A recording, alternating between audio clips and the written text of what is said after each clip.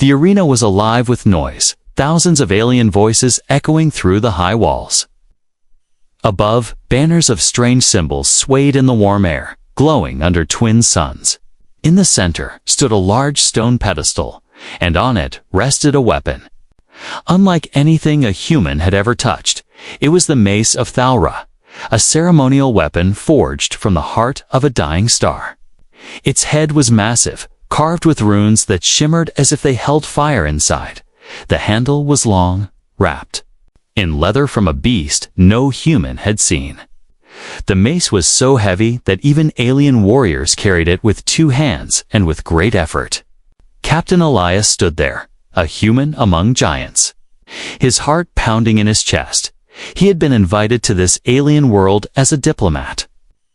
But now he found himself in the middle of a strange ritual. Commander Thalra, tall and broad-shouldered, stepped forward with the mace in his hands. The alien's golden eyes locked on Elias, his voice deep and commanding as he spoke in the common tongue. By our custom, when the mace is given to one not of our kind, he must release it at once. Thalra said, to hold it is to challenge our strength, to defy our law, he continued. Elias nodded slowly, though he didn't fully understand the danger hidden in those words. The crowd quieted, waiting for the moment. Thalra stepped closer and placed the mace into Elias' hands. The weight hit him instantly. It felt like trying to hold a mountain. His arms shook, his knees bent, and every instinct told him to drop it. Gasps rose from the alien audience. They expected him to let go at once. That was the custom, the safe choice, the way to avoid insult, but Elias' fingers tightened around the handle instead. A deep silence fell over the arena. All eyes were on the human who dared to keep holding the weapon. Some aliens leaned forward in disbelief, others frowned in anger. Thalra's eyes narrowed, watching Elias carefully. Do you understand what you are doing, human? The commander asked. Elias met his gaze, sweat dripping down his forehead. I think I do, he said, his voice steady, though his arms burned. Around the arena, whispers began to rise. They spoke of dishonor, of old laws, of punishments that followed defiance. One alien historian muttered to another about an old prophecy. It said that one day, someone from the stars beyond would hold the mace without fear. Elias didn't know about any prophecy, but he knew one thing. If he let go now, he would be remembered as the human who proved their weakness. If he held on, maybe they would see that humans had their own kind of strength. Thalra stepped back, his expression unreadable. The alien leader spoke again, his voice carrying through the silence. You risk angering the council. You risk your own life, he warned. Elias' arms trembled violently, the muscles screaming for relief, but deep inside, something stronger than pain kept him standing. He thought of his father's words. Sometimes, son, the world only respects those who refuse to fall. And so he stayed, holding the mace as the crowd's murmur turned into a storm of voices. The alien council, seated high above the arena, began to speak among themselves. Some called for his immediate removal. Others argued that courage should be honored. Elias could not hear their words, but he felt the weight of their judgment on him. A bead of sweat rolled into his eye, stinging, yet he did not blink. Somewhere in the crowd, a chant began. A few voices at first, then more. They were calling his name, though their alien tongues twisted the sound strangely. Thalra watched, and for the first time, a faint smile crossed his face. Elias didn't know how long he could last. His arms were on fire. His back felt ready to snap. Yet he knew that if he let go now, everything would end. So he stood firm, gripping the ancient weapon with all his strength.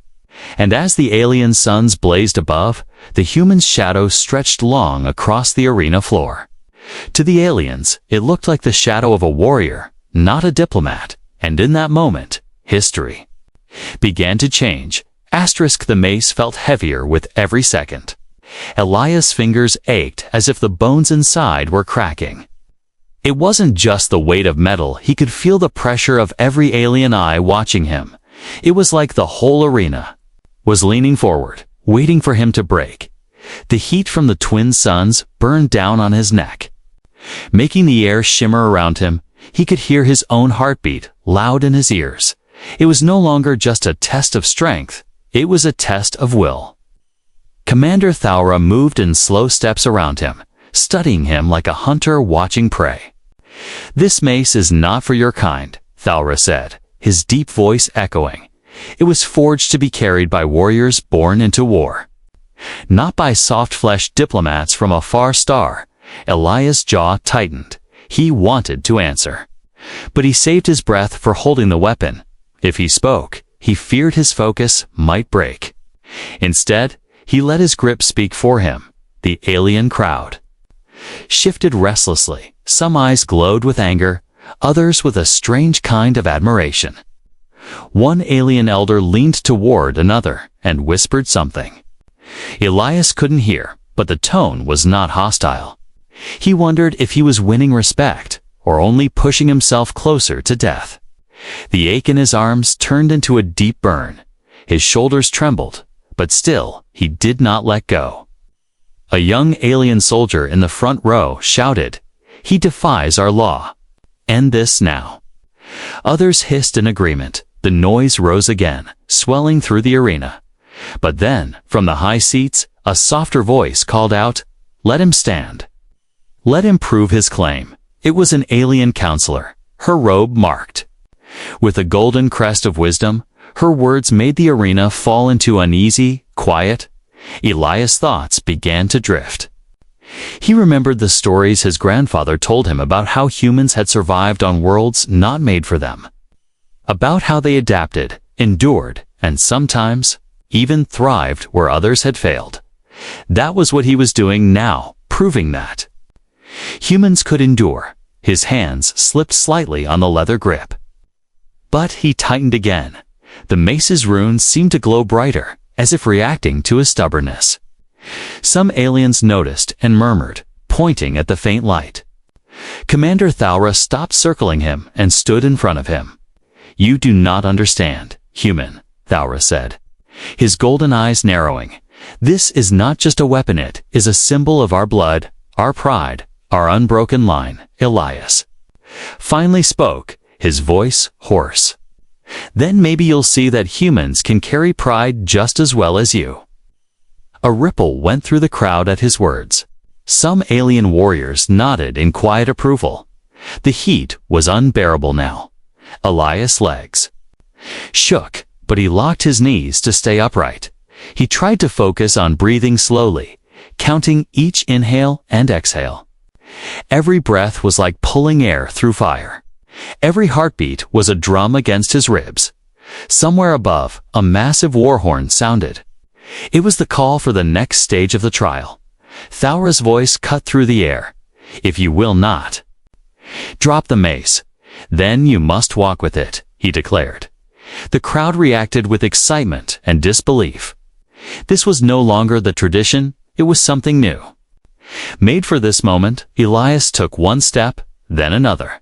The weight dragged at him like chains, but he kept moving. The sound of his boots on the stone floor echoed in the quiet. Each step felt longer than the last. The mace seemed to grow heavier.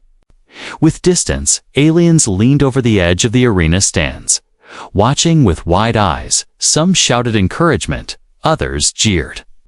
Elias kept his gaze forward. He thought of Earth, of the people who would hear of this moment, and he refused to give them a story of failure.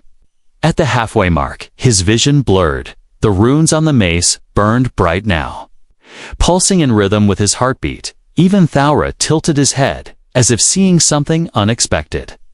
Elias didn't know if the light meant danger or acceptance, but he felt it like the weapon was alive, and maybe, just maybe, it was beginning to accept him.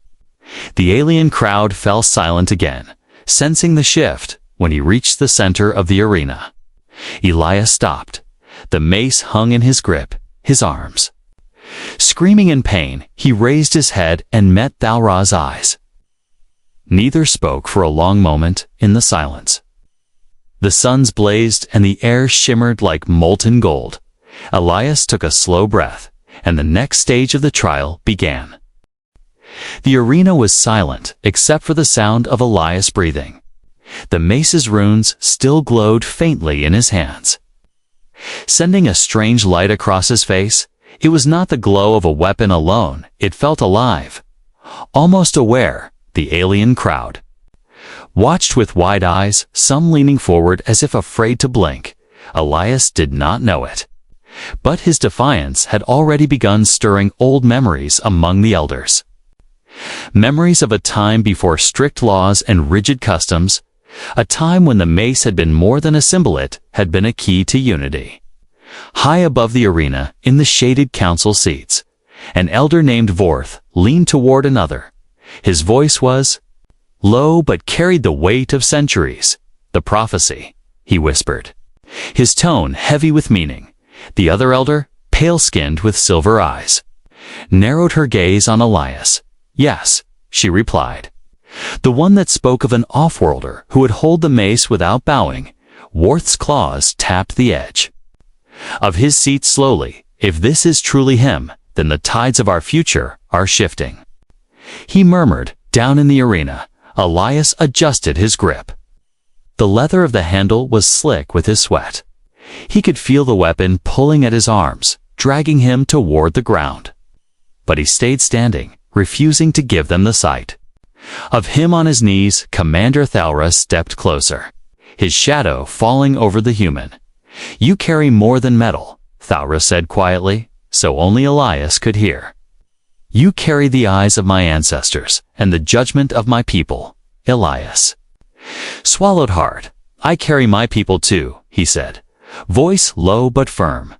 "I won't drop it until you understand that." Thalra's golden eyes studied him for a long moment. There was no mockery in them, now only curiosity. The commander stepped back and spoke loudly to the crowd. "This human stands where no outsider has stood in 1,000 years." The words rippled through the arena like a wave. Gasps rose from the stands, followed by a low murmur of alien voices. Children clutched at their parents' arms. Elders exchanged uneasy glances. For some, this was thrilling. For others, it was dangerous. The younger warriors seemed torn, part of them wanting to see the humans succeed, part of them wanting to see the ancient law crush him. The tension in the air was thick enough to choke on. In the shadowed tunnels beneath the arena, alien scribes began recording the event. Their long fingers moved quickly over thin sheets of crystal. Every heartbeat, every step, every flicker of the mace's light was being etched into history. One scribe muttered to another, "This moment will be remembered for generations." The other replied, "If he survives." The words were grim but true. This trial could end in glory or in blood. Elias' vision swam for a moment. He shook his head to clear it, planting his feet firmly again.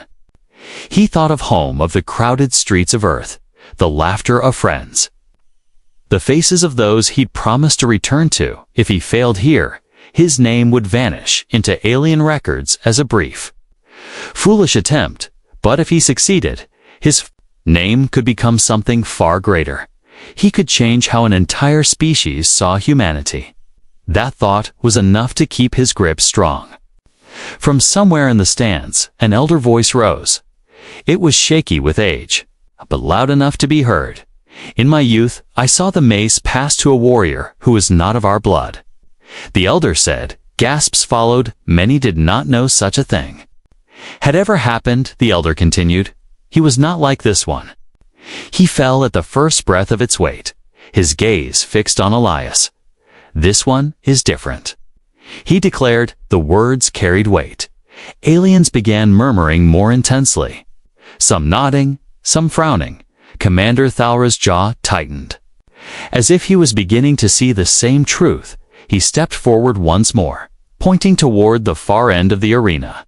"There is still one trial left before I decide," he said, You must carry the mace to the gate of honor and place it. On the stone, Elias followed the direction of his finger far away. At the edge of the arena, a great arch of black stone stood waiting. It looked impossibly far. Every step would test his breaking point.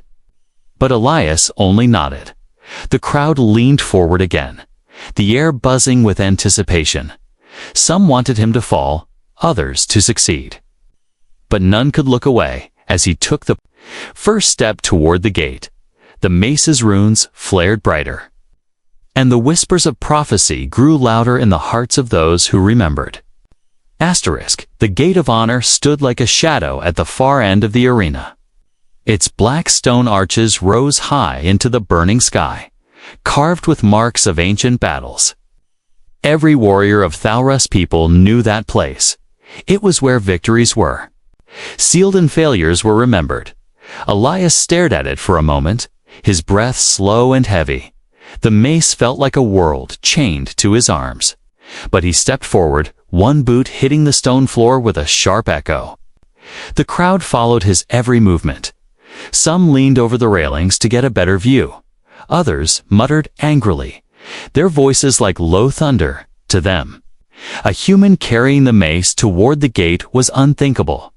It was a path reserved for their greatest champions, not for a soft-skinned outsider from a distant star. Yet here he was, taking that path step by step. Commander Thalra walked alongside him at a slow pace. His massive frame cast a long shadow over Elias. "You do not have to do this, Thalra," said in a low tone. Elias glanced at him, his face pale but determined. "If I stop now, everything I've done will mean nothing," he replied. Thalra studied him for a moment, then gave the smallest nod and kept walking. From the council seats above, the elders whispered to each other. Some feared this would break the unity of their people. Others saw it as a chance to strengthen it. The golden-robed counselor who had defended Elias earlier leaned forward. "This is more than defiance," she said. "This is courage wrapped in human skin."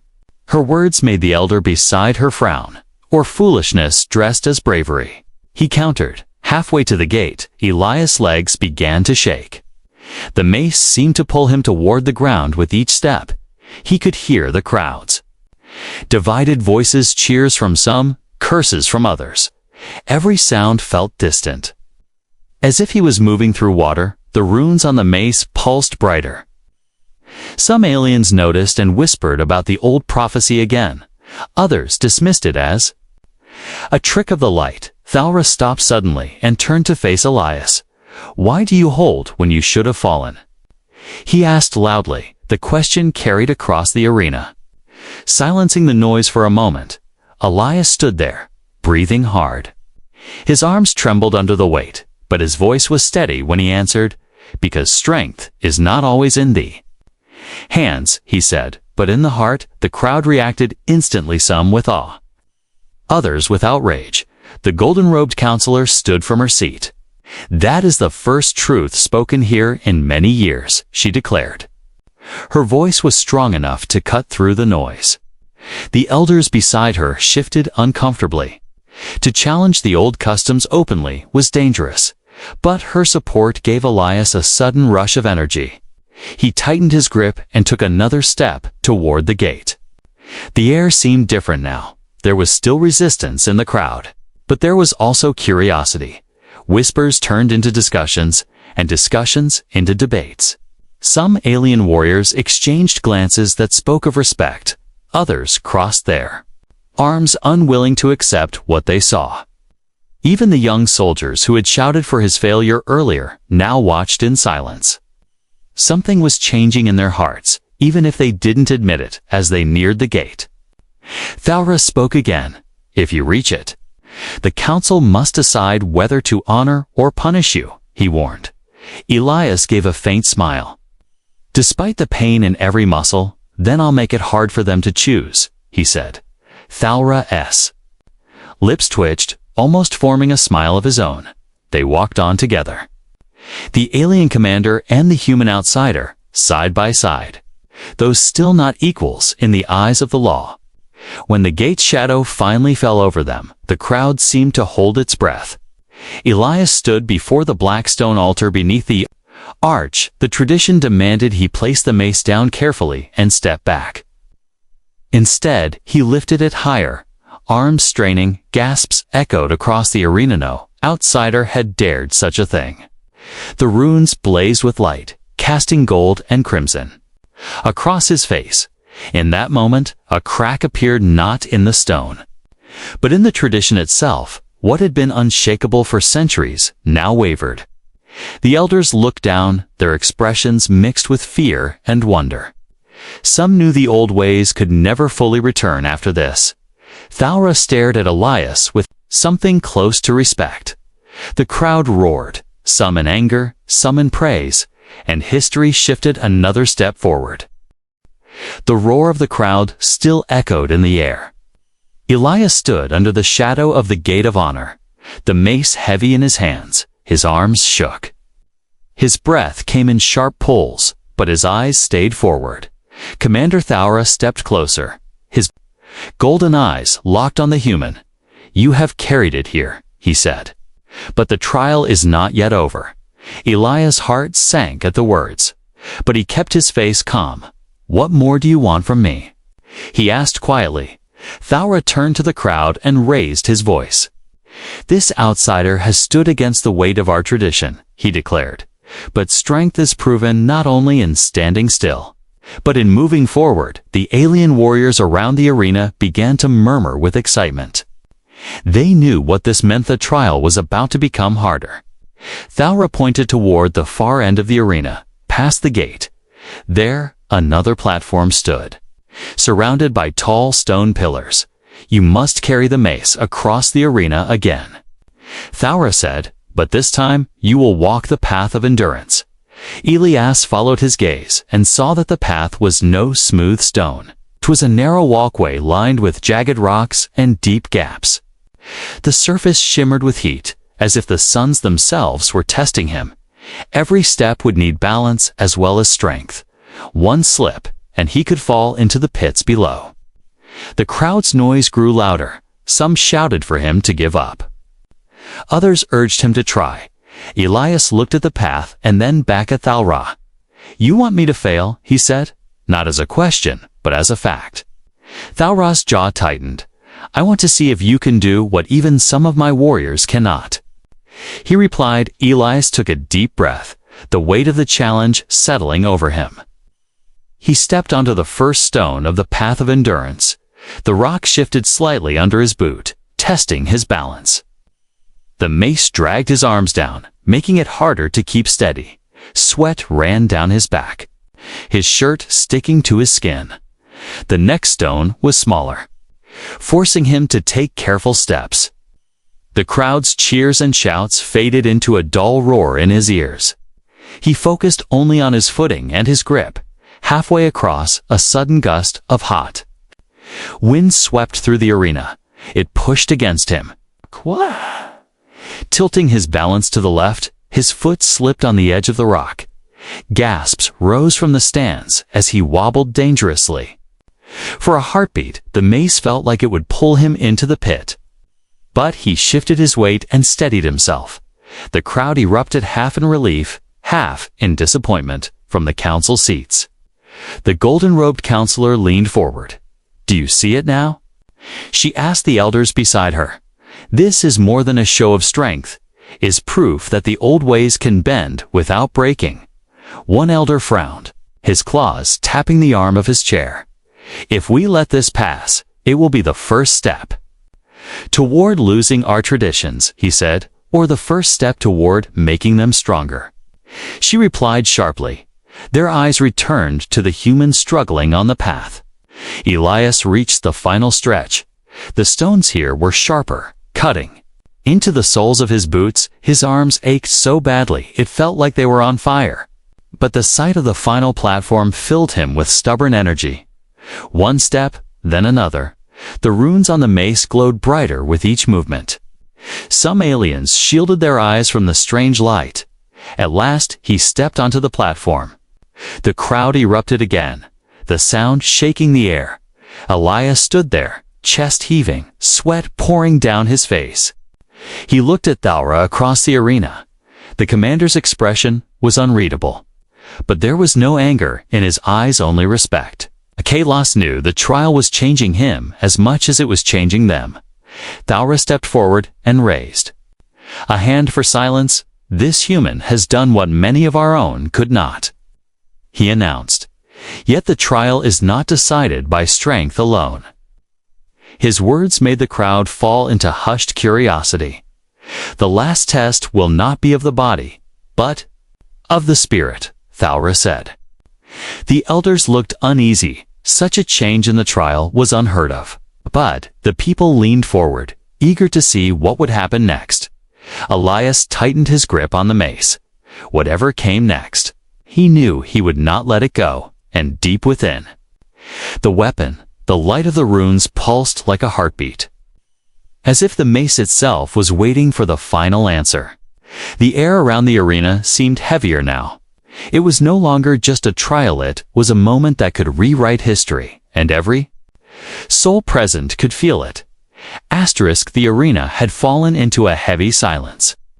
Every alien eye was fixed on the human standing on the platform. Elias could feel the weight of their stares as strongly as the weight of the mace in his hands. He was exhausted, every muscle screaming. But his grip remained firm. Commander Thalra stepped forward, the sunlight flashing off the silver edges of his armor. His voice carried across the arena, deep and steady. The last test will decide everything, he said. Elias looked at him, chest rising and falling with sharp breaths. What is it? he asked, his voice low. Thalra's eyes locked on the mace.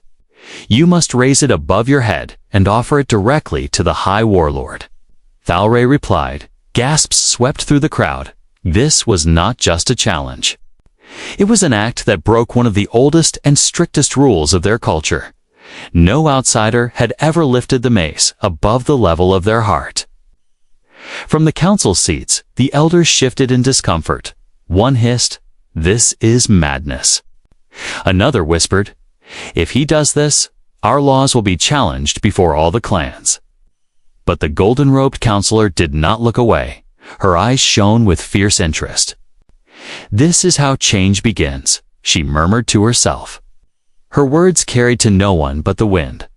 Elias adjusted his stance. He knew that lifting the mace would be harder than anything he had done so far. It already felt like a mountain in his hands, but he also knew this was the final step, the moment that would decide whether his struggle meant something. His fingers tightened on the leather grip.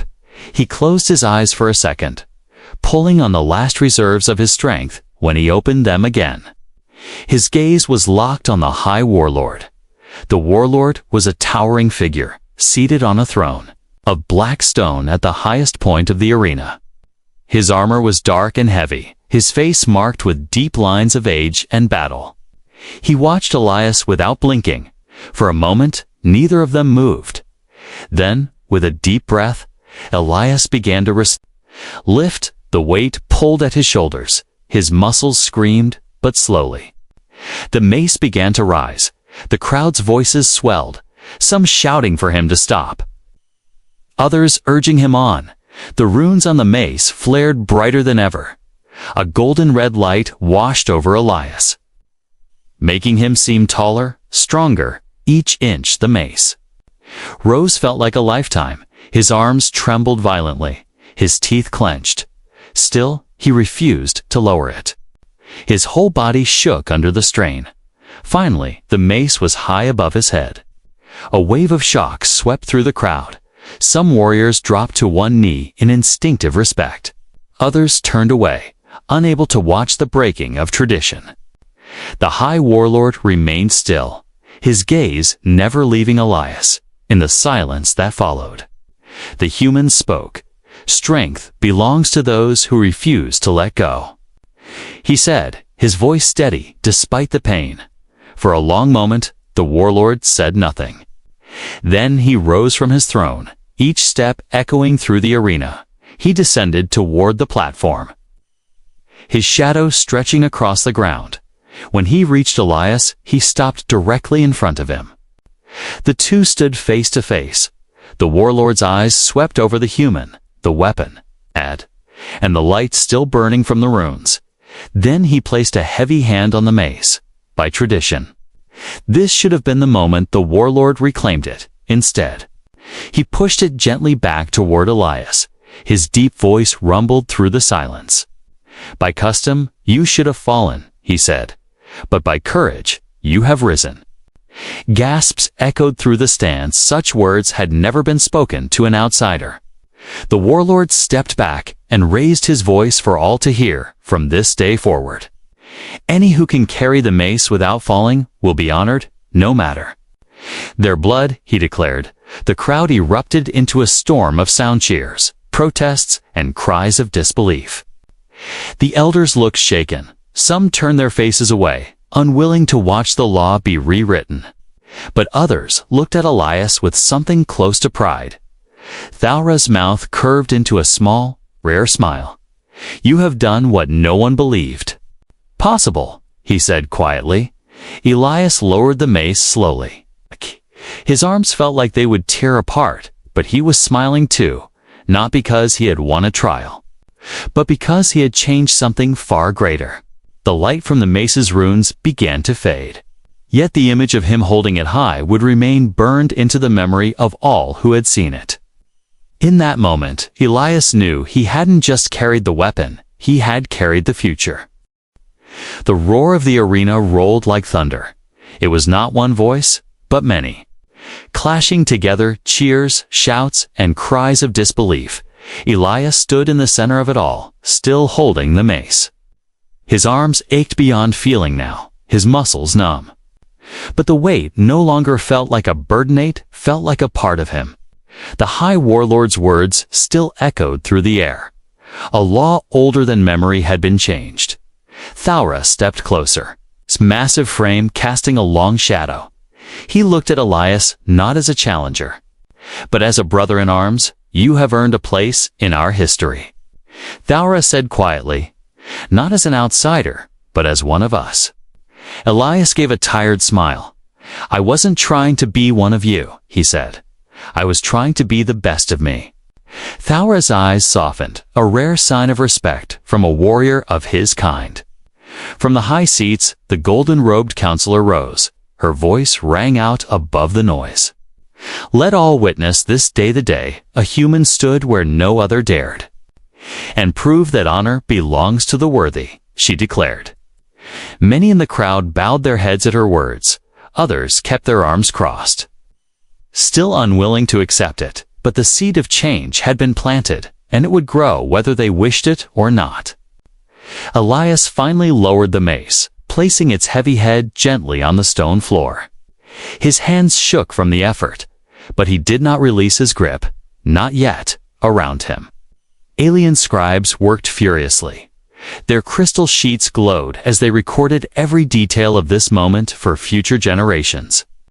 Somewhere far in the galaxy, this story would be told and retold until it became legend.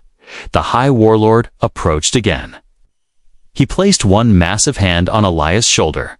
"From this day forward, the mace is no longer forbidden to your kind," he said. "It will test them as it tested you.